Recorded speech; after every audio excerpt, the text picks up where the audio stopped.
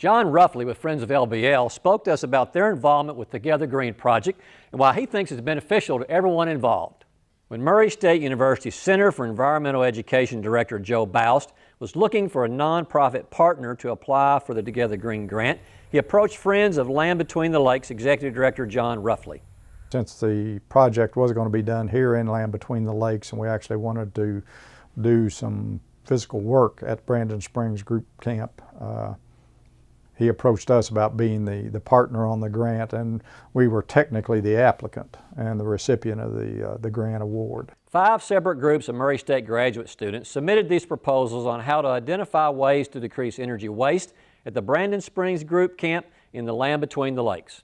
The proposals were then judged by a panel of experts that included Rufli, who look at a number of criteria to determine which proposal would benefit the campground and meet the guidelines of the grant. We were looking for several things in this.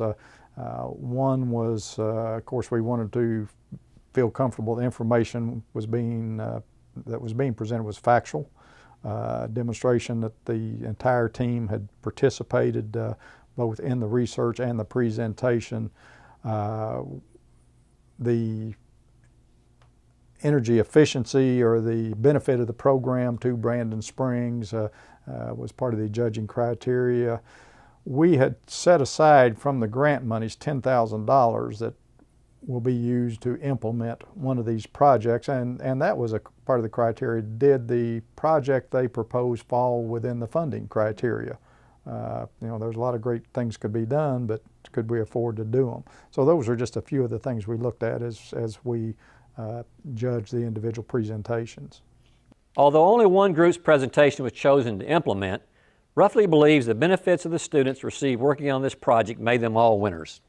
Quite a few of these participants have been to Brandon Springs before. This is not their first time there, and they have experience with it, and they saw how you could really have a major impact without a lot of cost. Again, $10,000 to do something. A couple of the projects were just a few $1,000s, and they were able to demonstrate that you could make this small investment, and over the long term you could have a very great reward.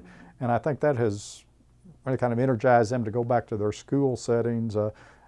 One person mentioned that already at their school they're turning off the computers at night, and they had figured out how much energy savings they could derive from that. And just little things like that, I think it's just made them more aware of what there is around them in their home setting and their school setting, these energy consumers that they could look at and say, well, we could do this differently and have a big impact.